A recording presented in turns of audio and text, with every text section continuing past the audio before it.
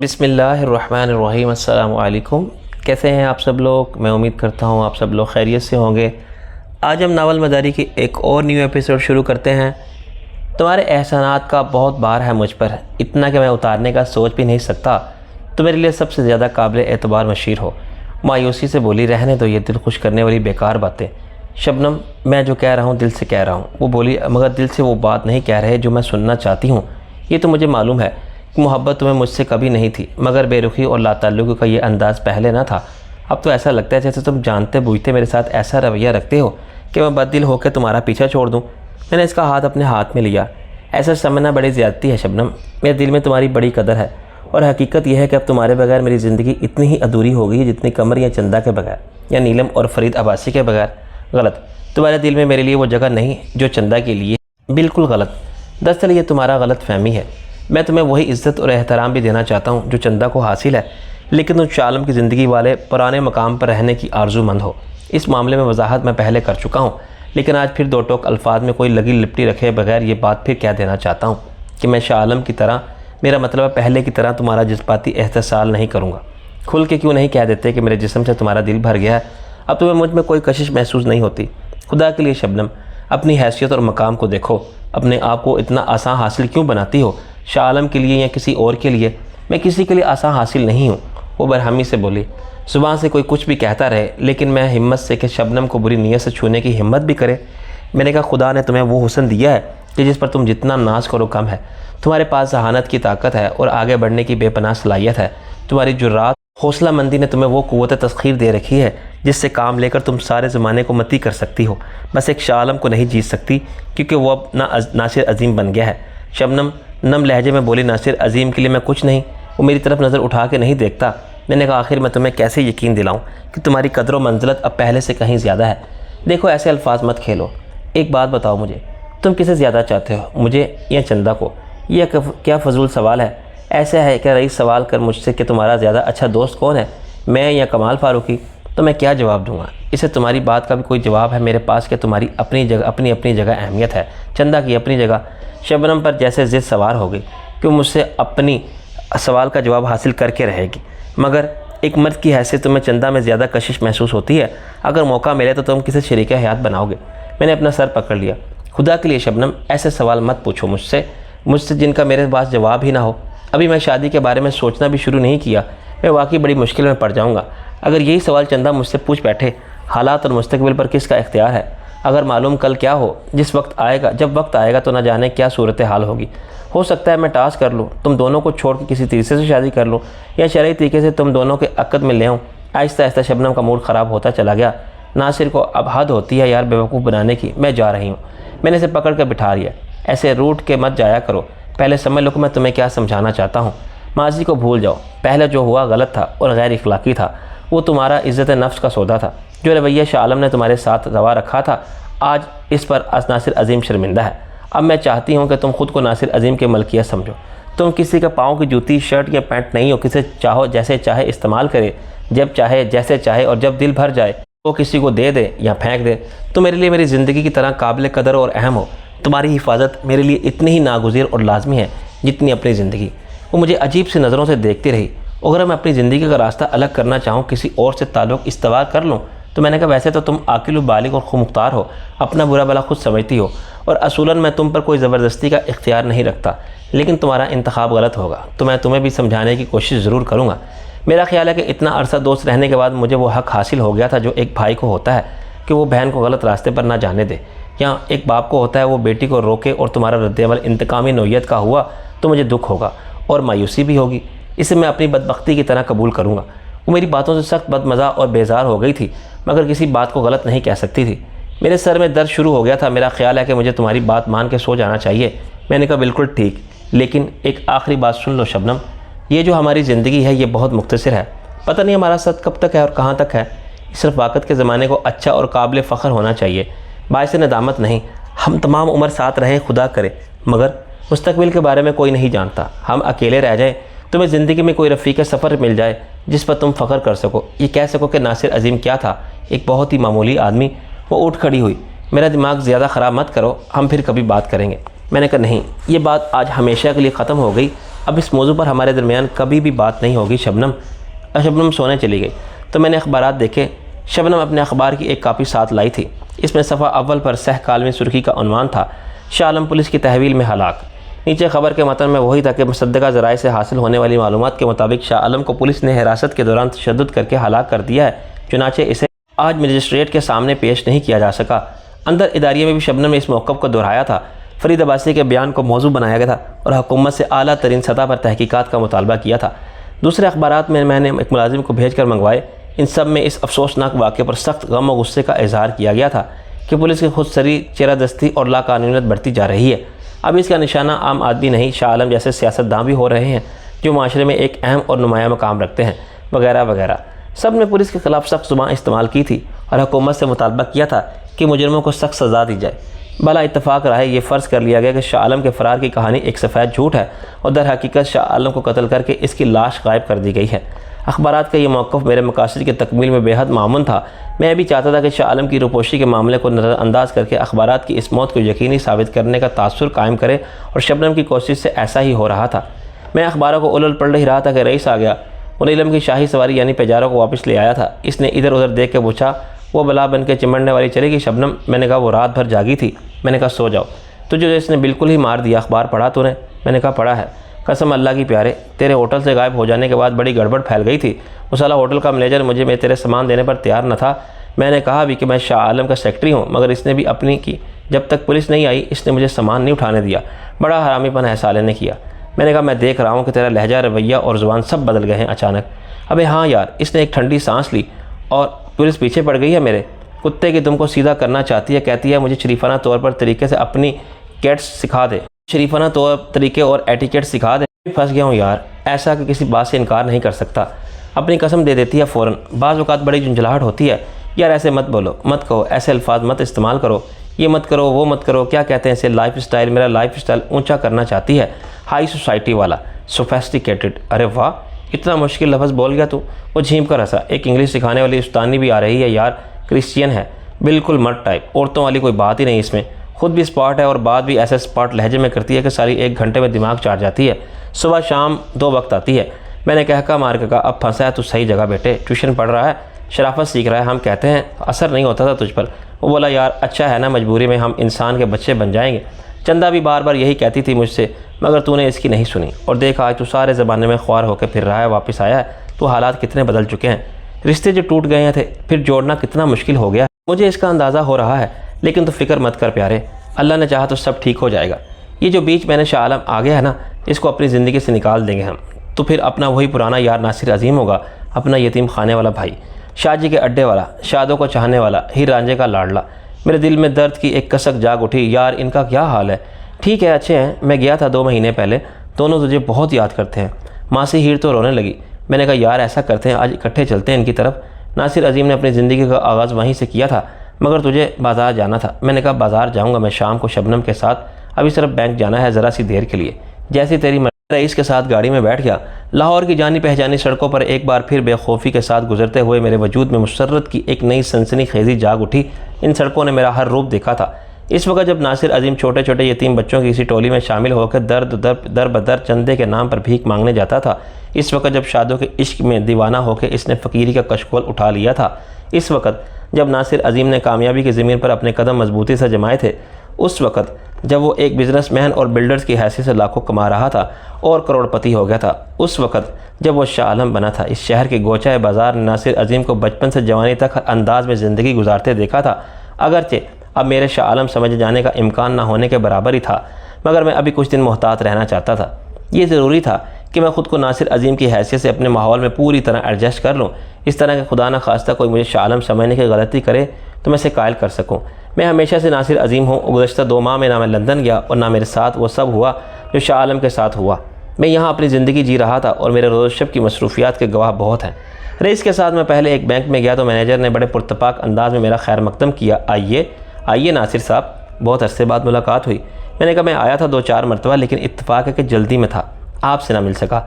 वो बोला क्या कर रहे हैं आजकल आप? मैंने कहा एक तो कमाल हॉस्पिटल में कुछ काम है, मैंने वहाँ एक लेबॉर्ट्री का सामान दिया है और कुछ मेडिकल इक्विपमेंट है, डायग्नोस्टिक डोनेशन। वो बोला यही समझ लीजिए। इसी सिलसिले में काफ़ी मसरूफ़ रहा।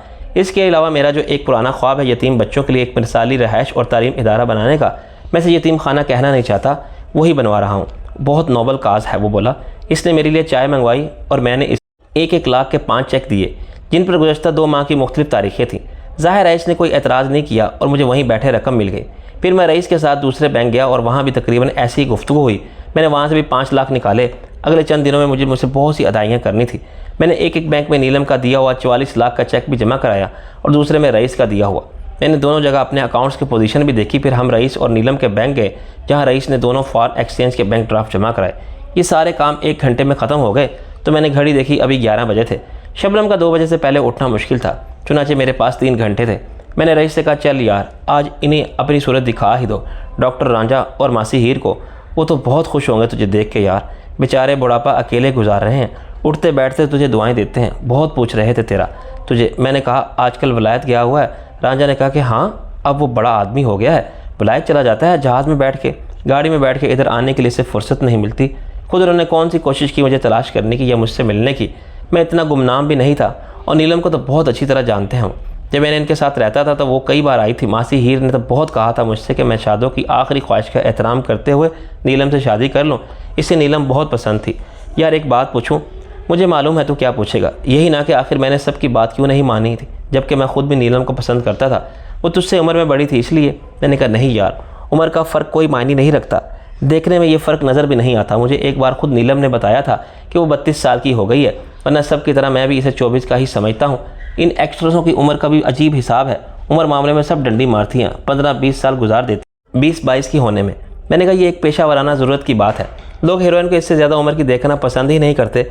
लोगों की बात रहने दे यार, इस वक्त कितनी है जिनकी उम्र 40 से भी ऊपर हो गई है, मगर वो आ रही हैं लड़की बन के, कॉलेज के स्टूडेंट का रोल करती हैं और गाँव की अल्लड़ मुटियार बनी खेतों में कूदती फिरती हैं। नीलम का रिश्ता मेरे साथ ज़रा मुख्तलिफ है। तुझे याद है पहली बार वो कैसे मिली थी? मैं इसकी गाड़ी से टकरा गया था और वो मुझे हॉस्पिटल ले गई थी। मैं फिल्में नहीं देखता था इसलिए नीलम को पहचानता भी नहीं था। इस वक्त भी वो टॉप पर थी। इसने अपना इखलाकी फ़र्ज़ पूरा कर दिया था। वो चाहती तो लौट के ना आती, मगर वो हॉस्पिटल में मुझे देखने आती रही और फिर वहाँ भी आई जहाँ मैं रहता था, धर्मपुरा की एक तंग गली का छोटा सा मकान था जिसमें हम किराए पर रहते थे। मैं, डॉक्टर रांझा और मासी हीर। नीलम ने मुझे 1 लाख रुपये बतौर जुर्माना कफ़ारा अदा करने की कोशिश भी की थी। इस ज़माने में 1 लाख का चेक कारून के ख़जाने की तरह था। मैंने वो लेने से इनकार कर दिया था और मेरी यही खुददारी की अदा से भागे। इसके बाद वो बराबर मिलती रही। शादों की मौत के बाद इसने कितना ख्याल रखा था मेरा। वो ना होती तो शायद मैं खुदकुशी कर लेता या पागल हो जाता। इसने हमेशा मुझे संभाला, मुझे मुश्किलात से बचाया और मुझे ज़िंदगी से लड़ने का हौसला दिया। इसके शख्सियत का तस्वुर मेरे जहन में ऐसा ही है। इस औरत का जो मुश्किल वक्त में सहारा देती है, आजमाइश में हौसला अता करती है, दिलजोई करती है और मसीहाई करती है, जैसे मोहब्बत करने वाली माँ, शफीक बड़ी बहन या ख्याल रखने वाली बड़ी भाभी। देखो इसने सोनी को कैसे तहफ़्फ़ुज़ फराहम किया। आज वो ऐनी है तो किसकी वजह से? सिर्फ नीलम की कोशिश के। नीलम ऐसी ही है, कहने को वो एक फ़िल्म एक्ट्रेस है, दुनिया से एक एक्ट्रेस के सिवा कुछ नहीं समझती और इसके बारे में पता नहीं कुछ क्या कहती रहती है। इससे नीलम को हमारे सिवा कौन जानता है? अगर मैं आम हवस पेशा मर्दों की तरह इसके इश्क में मुबतला हो जाता तो शायद आज वो मेरे नाम से भी ना वाकिफ़ होती, फिर हमारा ये रिश्ता ही ना बनता जो आज है। मैंने इसे इज़्ज़त दी और एहतराम दिया। मेरी नज़र में वो अपनी उम्र की वजह से नहीं, अपने किरदार की वजह से बड़ी है।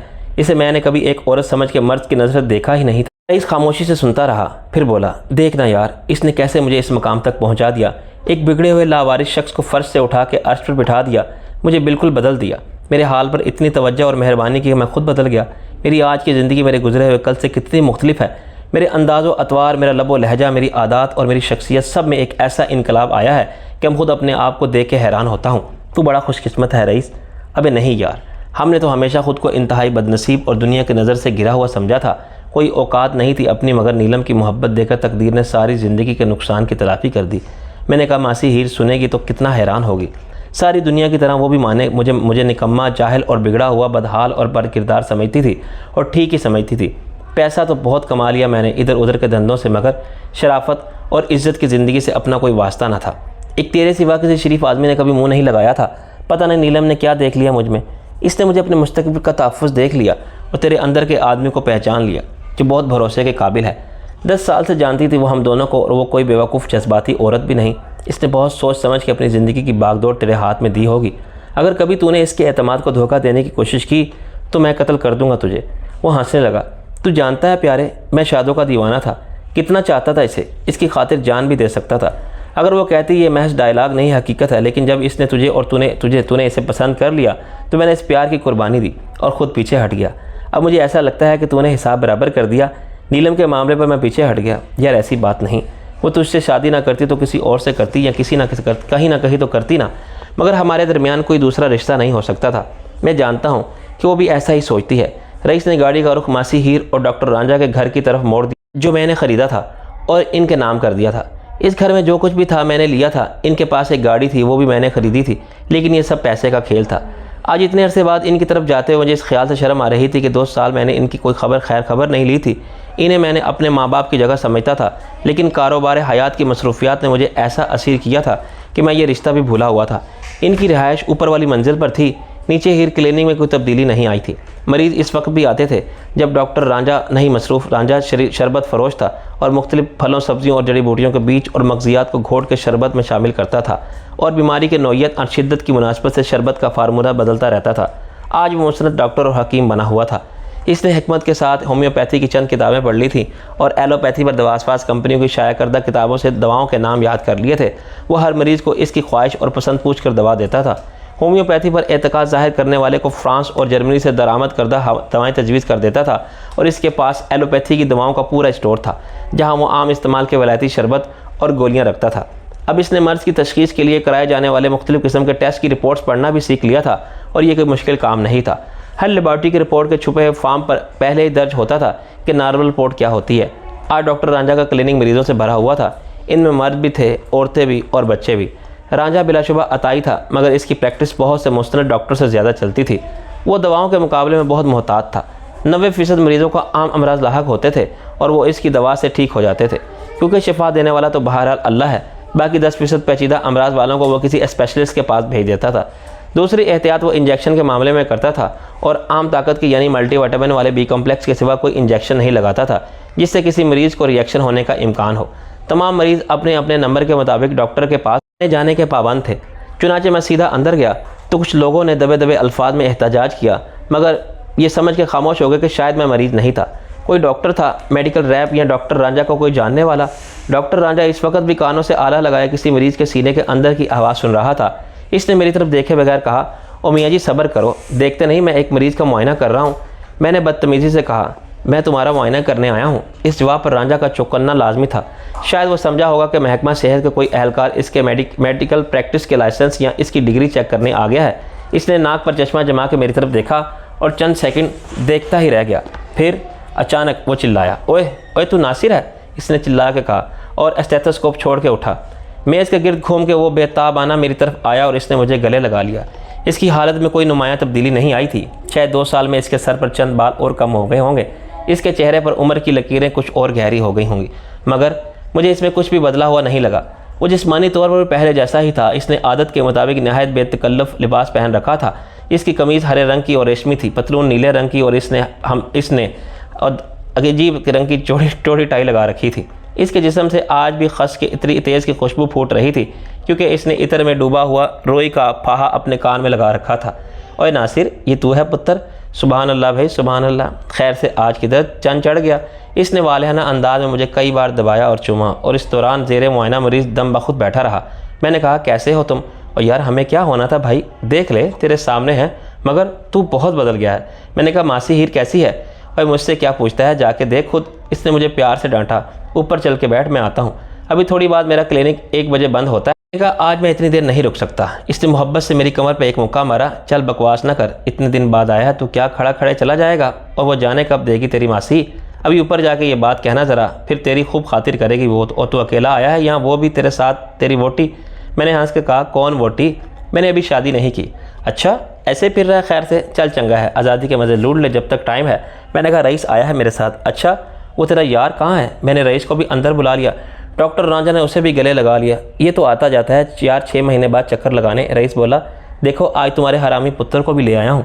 रईस हंसा, तो खुद कौन सा हलाली है? चलो ऊपर जाओ, आराम से बैठो, मैं आता हूँ, फिर खाना इकट्ठे खाएंगे। खबरदार जो जाने की बात की।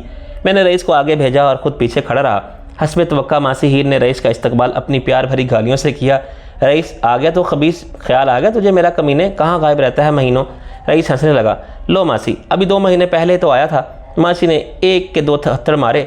2 महीने के बाद ऐसे करता है जलील जैसे 2 दिन पहले आया था। रईस बोला, इसे कुछ नहीं कहती हो, जो सालों नहीं आता तुम्हारा नासिर वो उदास होगी, इसे मैं क्या कहूँ। अल्लाह इसे खुश रखे, वो जहाँ भी है। हम तो दुआ करते रहते हैं खुदा से, वो भूल गया है हमें, तो इसका गिला भी अपनी तकदीर से करते हैं। मासी, अगर वो आ जाए तो उसे जूते मारोगी? वादा करो मैं इसे ले आऊँ, इसे जूती इसका सर गंजा कर देना। मासी ने एक ठंडी सांस ली। तेरे बस में होता पहले ना ले आता, वो अब नहीं आएगा रईस। हम समझते हैं अल्लाह ने इसकी उम्र में औलाद दे दी है, बड़ी गलत फहमी थी। रईस ने फिर कहा, नहीं बताओ तुम मुझे कितने जूते मारोगे। इस वक्त मैं अचानक पीछे से निकल आया और मासी के सामने झुक गया। मैं आ गया हूँ मासी, मारो मुझे, कितने जूते मारने हैं। एक लम्हे के लिए मासी को हैरत के सदमे ने मुंजमद कर दिया। वो बेहसो हरकत खड़ी मुझे देखती रही, फिर एक चीख मार के मुझसे लिपट गई। नासिर, तू नासिर है ना? मेरा ख्याल है मुझे धोखा दे रहा है। मैंने अपने आंसू को बड़ी मुश्किल से रोका। मैं नासिर हूँ मासी। वो मेरा सर अपने सीने से लगा के ज़ारो कितार रोने लगी। कहाँ चला गया था पुत्र? तू बेशरम बेहया कहाँ मर गया था? तुझे हमारा ख्याल भी नहीं आया? एक बार भी नहीं सोचा कि मासी हीर का क्या हाल होगा? तू भूल गया था हमें, अपने माँ बाप को भूल गया था कमीने। खून सफ़ेद हो गया था तेरा, बेगैरत बेईमान। मासी मुझे अपने प्यार भरी गालियों से नवाजती रही और रोती रही। मैंने इसे बहुत दिलासा दिया, बहुत तसल्ली दी, इससे बार बार माफ़ी मांगी। बिलाखिर मासी की बेकरार रूह को करार आ गया। इसने मुझे आंगन में पड़ी हुई एक चारपाई पर बिठा दिया और ख़ुद मेरे सामने एक पीढ़ी पर बैठ के अपने आंसू पूछने लगी। अब इसके चेहरे पर खुशी के जज्बात का रंग नुमायाँ होता जा रहा था। मैंने कहा, मासी मैं यहाँ नहीं था। चल झूठ मत बोल मेरे सामने, रईस बताता रहता था मुझे तेरे बारे में सब। इसने पाँव की जूती उतार के मुझे दिखाई। मैंने कहा, तुम्हारे सर की कसम, मैं बाहर गया हुआ था। बाहर? तू अभी गया था 2 महीने पहले? इससे पहले तू क्या कर रहा था? सब मालूम है मुझे।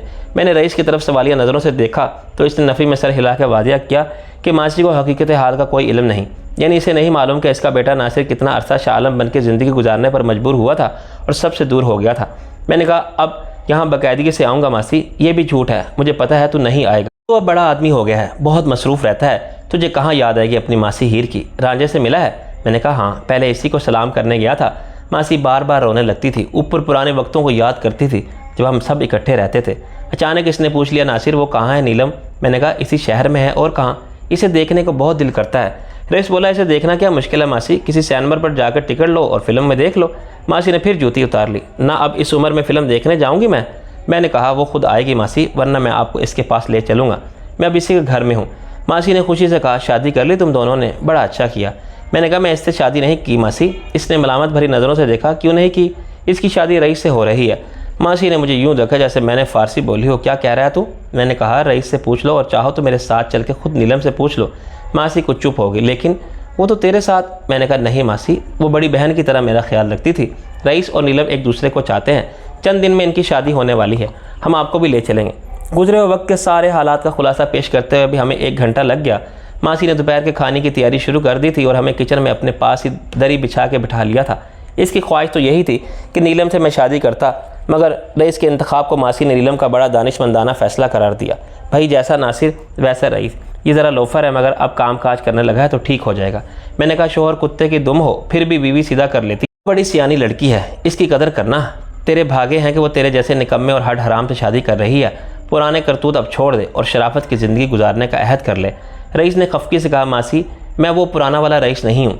मासी ने कहा, मुर्गे लड़ाता है अब भी? कहाँ मासी, वो सब ख्वाब व ख्याल की बातें हो गई हैं। अब तो मैं बहुत शरीफ और ज़िम्मेदार बन गया हूँ। मैंने कहा, नीलम ने बना दी है मासी। मासी ने कहा, मुझे एक बात बता, क्या शादी के बाद भी वो इसी तरह फिल्मों में नाचेगी और दूसरों के साथ तेरी बीवी बनने के बाद भी काम करेगी? मैंने कहा, मासी इसने शादी के फ़ैसले से पहले ही कह दिया है कि अब वो फिल्मों में काम नहीं करेगी। मासी खुश हो गई। अल्लाह खुश रखे तुम दोनों को, वो बड़ी नेक लड़की है। भौंकते हैं कुत्ते जो इसके बारे में उल्टी सीधी बातें करते हैं। मासी ने मेरी आमद की खुशी में खाने के साथ गुड़ के मीठे चावल भी पकाए थे जो वह बहुत शौक़ से खाता था। 1 बजे रांझा क्लिनिक बंद करके आ गया और बोला, हाँ अभी नासिर, आप सुना कैसी गुजर रही है? मैंने कहा, बहुत अच्छी गुजर रही है। मासी ने कहा, रांझे तूने कुछ सुना? वो नीलम थी ना? थी क्या मतलब, है ना? है फिल्मों में। रांझा ने कहा, वो बोलो ही वो शादी कर रही है रईस से। रांझे ने सिर्फ शादी की बात सुनी, वो मुझे मुबारकबाद देने लगा। ओ भाई वाह ते वाह, रब ने मलाई जोड़ी और खूब मलाई। मैंने इसका रुख रईस की तरफ कर दिया। इसे मुबारकबाद दो, शादी इसकी हो रही है, नीलम से, मेरी नहीं। रांझे का मुंह फरते हैरत से खुला रह गया। रईस से? एक बार फिर मुझे ये बताना पड़ा कि मेरी शादी नीलम से क्यों नहीं हो सकती और रईस की क्यों हो रही है। बातें बरसों की थीं और हमारे पास वक्त कम था। फिर मुझे शबनम का भी ख्याल था कि वो मेरा इंतज़ार कर रही होगी। इधर हीर रांझा रईस और नीलम की शादी की खबर सुन के बहुत खुशी में थे और इस शादी की तफसीलात जानना चाहते थे ताकि वो इसमें भरपूर तरीके से शिरकत कर सकें। 2 बजे मैंने शबनम को फ़ोन किया तो मुझे ये जानकर इत्मीनान हुआ कि वो अभी सो रही है। मैंने बानो खाला से कहा कि जब वो जागे तो उसे पैगाम दे दें कि मैं 4 बजे तक घर आऊँगा। रईस ने नीलम से बात की और इसे बताया कि हम कहाँ हैं। फिर नीलम ने मासी हीर से बात की और मासी हीर ने इसे जो धो नहाने पर तो पलने की दुआएं देना शुरू कर दी तो नीलम की जान छुड़ाना मुश्किल हो गया। 10-15 मिनट बाद जब नीलम ने वादा कर लिया कि वो भी आज ही हाज़िरी देगी तो मासी ने इसे माफ़ किया। मैं और रईस बहुत जल्द फिर आने का और बाकायदगी से आते रहने का वादा करके रुखसत हुए। मासी दरवाजे पर खड़ी होकर फिर रोने लगी। ऐसा ना हो कि अब जाओ तो फिर सालों ना हो। मैंने कहा मासी अब ऐसा नहीं होगा, खा मेरे सर की कसम। इसने मेरा हाथ अपने सर पर रख लिया। तुम्हारे सर की कसम मासी, मैं आऊँगा तो मैं शादी के लिए अपने साथ ले जाऊँगा। वो रईस से मुखातिब हो गई, तू भी सुन ले, अगर अकेले अकेले शादी की ना तो सारी उम्र तेरी शक्ल नहीं देखूंगी, ज़िंदगी भर माफ़ नहीं करूँगी। रईस ने भी इसके सर की कसम खाई। आज रात वो खुद आएगी तुम्हें अपने साथ ले जाने के लिए, मैं भी आऊँगा। और तू नासिर? मासी ने कहा तू भी साथ आएगा। नहीं मासी, मैंने कहा मैं आज नहीं आ सकता, मुझे काम है, कुछ चंद दिन तो मैं बहुत मसरूफ़ रहूँगा। राजा नीचे तक मेरे साथ आया। तेरी गुड्डी तो बहुत शानदार है भाई, तेरी गड्डी तो बहुत शानदार है भाई। मैंने कहा ये नीलम की गाड़ी है, अच्छा खुदा हाफिज़। खुदा हाफिज़ वो बोला और मैंने गाड़ी आगे बढ़ा दी। आज मेरे दिल पर से एहसास जुर्म और नदामत का एक बोझ हट गया था और मुझे ऐसा लगता था जैसे मैंने अपने माजी के जजीरे का एक टूटा हुआ पल जोड़ दिया है। रईस को स्टूडियो जाना था, नीलम की डायरी इसके पास थी। नीलम को अपनी डेट्स का कोई मसला दरपेश था। मैंने इसे स्टूडियो के अंदर सेट पर ले जाकर छोड़ा और वापस हो गया। 3:30 बजे मैं नीलम के घर पहुंचा तो शबनम मुँह सजाए बैठी थी और एक रसाले के वर्क गर्दानी कर रही थी। ये तुम्हारा 1 बजा है? मैंने कहा 2 बजे फ़ोन किया था मैंने, तुम सो रही थी, तुम जगा सकते थे मुझे खुद आके। मैंने कहा कोई बात नहीं, अगर देर हो गई ये बताओ तुमने खाना खाया और क्या भूखी बैठती रहती? इसने रसाला फेंक दिया। मैंने कहा मैम ने भी खा लिया, मैं आज मासी हीर और डॉक्टर रांझा की तरफ चले गए थे। Are you ready? मैं कब से तैयार बैठी हूँ। वो उठ खड़ी हुई।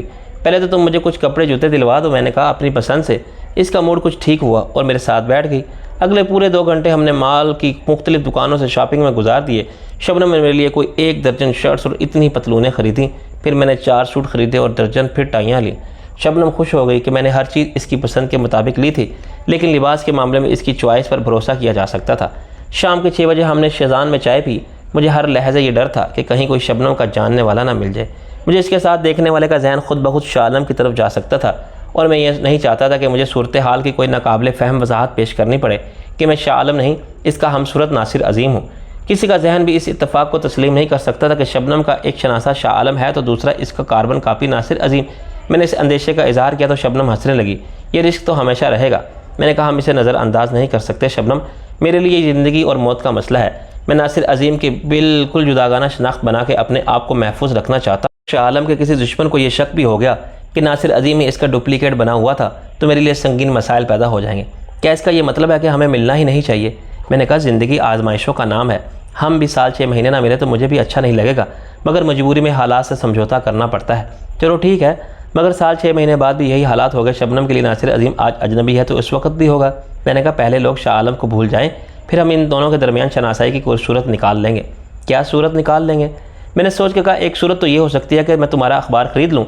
शबनम का एक बिजनेसमैन और बिल्डर्स जो एक मिसाली यतीम खाना बनवा रहा है और कमाल हॉस्पिटल को करोड़ों की डोनेशन दे चुका है, कोई अखबार क्यों नहीं ख़रीद सकता जिसके माली और इंतज़ामी हालात अच्छे नहीं और इसे बतरीक एहसन चलाने के लिए तुम जैसी बासलाहियत एडिटर को साथ क्यों नहीं रख सकता? हम एक टीम बन जाएंगे। इत्तेफाक तो ये तब भी लगेगा। मैंने कहा हाँ, मगर एक फितरी इत्तेफाक। सबसे बड़ी बात यह है कि जनाब के ऐसा फ़र्ज़ करना ही बिल्कुल गलत है। आज़ाद साहब के लिए अखबार इनकी औलाद के जैसा है। कई लोग इसे ख़रीदने की कोशिश कर चुके हैं, सबको एक ही जवाब मिलता है कि औलाद बराए फ़रोख्त नहीं होती।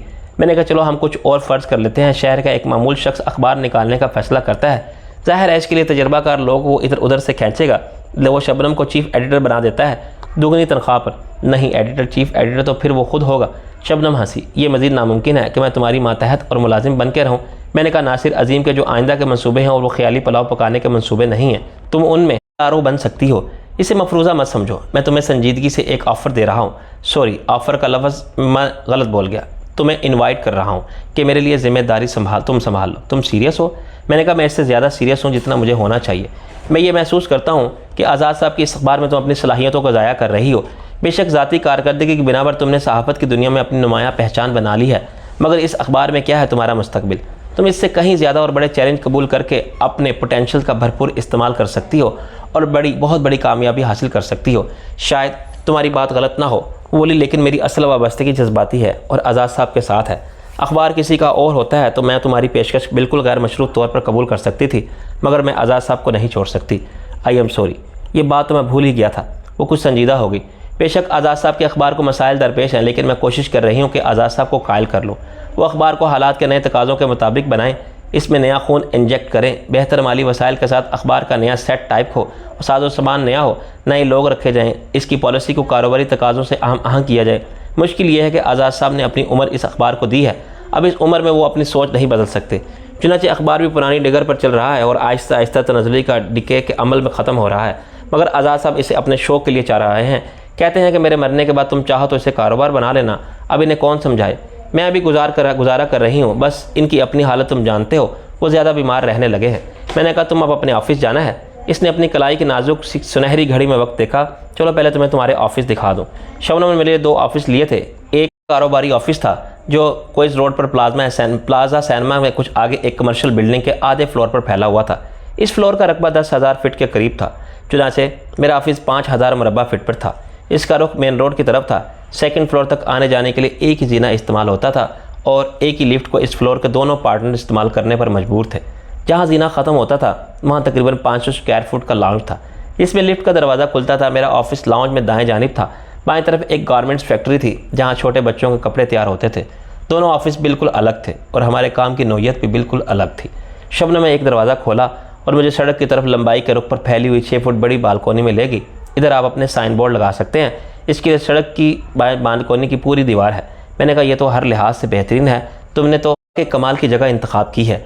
मुझे अगर मालूम होता कि तुम्हारे कारोबारी इदारे और कंस्ट्रक्शन कंपनी का नाम क्या है तो मैं बोर्ड पर लिखवा देती। वो खुश हुई। मैंने कहा नाम सोच लेंगे कोई अच्छा सा। फ़िलहाल मैं इस ऑफिस का निस्फ हिस्सा इस्तेमाल करूँगी, यानी एक हाल और एक छोटा सा कमरा। हाल में स्टाफ बैठेगा, कमरे में अपने लिए डेकोरेट कराऊंगा। पहले तामीराती कंपनी काम शुरू होगा। तुमने इसका किराया तो पूछा ही नहीं। मैंने किराया जो भी हो मुझे मंजूर है, क्योंकि ऐसी जगह शायद फिर ढूंढने से ना मिले। मैंने पूछा तुमने अब तक कहाँ कहाँ अदायगी की है और कितनी? ये सारा हिसाब फरीद अब्बासी के पास होगा। इसने किराएनामे वगैरह बनवाए थे और साइन किए थे, रसीदें भी इसके पास हैं। मैंने कहा अब इस जगह को फर्निश करना है। मेरा ख्याल है कि तुम किसी इंटीरियर डेकोरेटर की खिदमत हासिल कर लो, मैं तुम्हें बता दूंगा। तुम इसे गाइड कर देना। मेरा ख्याल है कि 15 दिन में काम ख़त्म हो जाना चाहिए।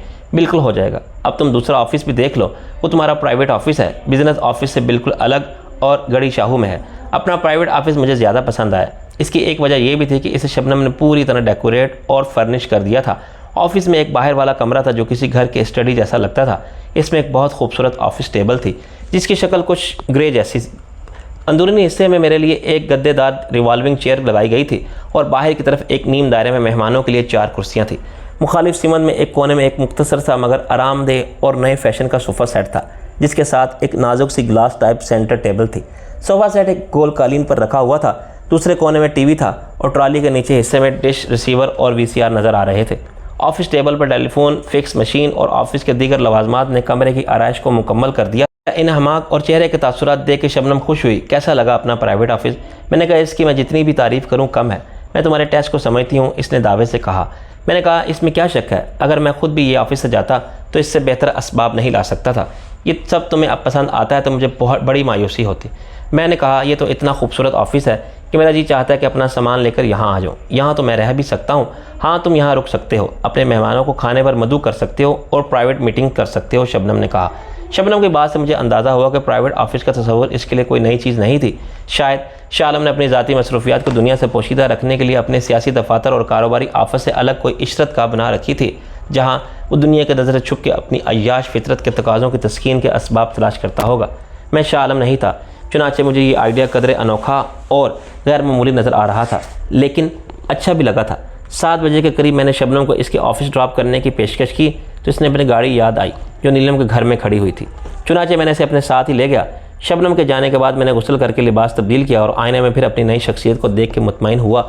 अब ये ज़रूरी था कि मैं जल्द अज जल्द अपनी नई ज़िंदगी मसरूफियात इख्तियार कर लूँ और शालम की ज़िंदगी के मामूलात से दूर हो जाऊँ। इसके लिए सबसे अहम यह हकीकत थी कि मेरा शबनम से कोई ताल्लुक़ इन लोगों के सामने ना आए जो इनके मरासिम के नौयत से वाकिफ़। एक मुश्किल फ़ैसला था। शबनम के बाद मुझसे मिलने के लिए सिर्फ दिन का वक्त था, क्योंकि इसकी रात का तो अखबार के दफ्तर में गुजरती थी। मेरी समझ में नहीं आता था कि तर्क ताल्लुक़ ये ड्रामा कैसे चलेगा। ना शबनम मुझसे मिलना छोड़ सकती है और ना मैं इस पर इन्हिसार कम कर सकता था, लेकिन अब इस फैसले पर सख्ती से अमल करना है हम सब के मुफाद में था और नागुज़ीर हो गया था। इस तरह मेरा फरीद अब्बासी और शाह आलम की साथी शरीक हयात रक्षी से यकसर बेगानगी अख्तियार करना भी नासिर अजीम की ज़िंदगी के ड्रामे में हकीकत का रंग भरने के लिए ज़रूरी था। साल 6 महीने बाद जब लोग शाह आलम को फिर भूल जाएंगे और इसके ज़िंदा ना होने के नाकाबिले तरवीज सबूत सामने आ जाएंगे, तो किसी इत्तफाक के आसरे पर मैं अपने हालात को ऐसी तरतीब दे सकता था कि नासिर अजीम का शबनम से भी रिश्ता इस्तवार हो जाए और फरीद अब्बासी से भी। शबनम एक अखबार की एडिटर थी और इसके ताल्लुकात का दायरा वक्त के साथ साथ वसअत इख्तियार करता जा रहा था।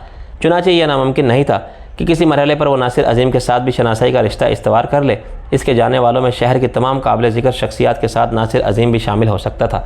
ऐसे ही फरीद अब्बासी वकील था, वो एक मशहूर लॉ फर्म की नुमाइंदगी करता था। चुनांचे ये इत्तफाक भी नामुमकिन नहीं था कि नासिर अजीम अपने कानूनी मसाइल इस फर्म के सबूत कर दे तो फरीद अब्बासी के साथ इसकी दोस्ती हो जाए। सारा दिन मैं नीलम की गाड़ी लेकर फिरता रहा। ज़ाहिर है नीलम को इसकी ज़रूरत नहीं थी। स्टूडियो में और किसी फिल्म के सेट पर इसे गाड़ी पेश करने वाले बहुत थे। वो जिसे इशारा कर देती वो खुद ड्राइव बन के शबनम को कहीं भी लाना ला जाना ऐन अपनी खुशकिस्मती तस्वर करता था। लेकिन ये इंतज़ाम आर्जी था। मुस्तकिल ज़रूरत के लिए मुझे अपनी एक गाड़ी की ज़रूरत थी। कमाल के हॉस्पिटल जाने के लिए भी यही गाड़ी ले जा सकता था, मगर मैंने इसे छोड़ने का फ़ैसला किया और सड़क तक जाके एक टैक्सी ले ली। सड़क पर चलते हुए लोगों से बात करते हुए मैं अभी तक एतमाद की कमी का शिकार था। मेरे लाशऊर में यह खौफ जागज़ी था कि कहीं मुझे मैं शाह आलम न समझ ले। मेरा सिर्फ हुलिया बदला था, चेहरा वही था और इसे बदला नहीं जा सकता था। अच्छी बात यह थी कि लोग अब शाह आलम को भूल भी चुके होंगे। आज के अखबार में फिर इस खबरों में जगह पा ली थी, लेकिन इससे आम लोगों के जज्बात नहीं बदले थे। इनका मजमूई रद्द-ए-अमल वही अदम दिलचस्पी का था। यह सूरत हाल मेरे हक़ में जाती थी और मुझे किसी के अमूमी रद्द-ए-अमल से कोई ख़तरा लाहक नहीं हो सकता था। मेरी कमाल हॉस्पिटल पहुंचता तो रात पूरी तरह शहर पर साया फिगन हो चुकी थी। ये हॉस्पिटल में दाखिल मरीज़ों के लिए खाने का वक्त था। इनके लिए जल्दी खाना खा के जल्दी सो जाने का मामूल सर्दी गर्मी में वक्त के थोड़े से फ़र्क के साथ जारी रहता था। दूर से मैंने हॉस्पिटल के खाने की ट्राली को देखा जो वार्ड के कॉरिडोर में खड़ी थी। रात की ड्यूटी वाला स्टाफ मरीज़ों को खाने की ट्रे इनके बेड्स तक ले जा के दे रहा था।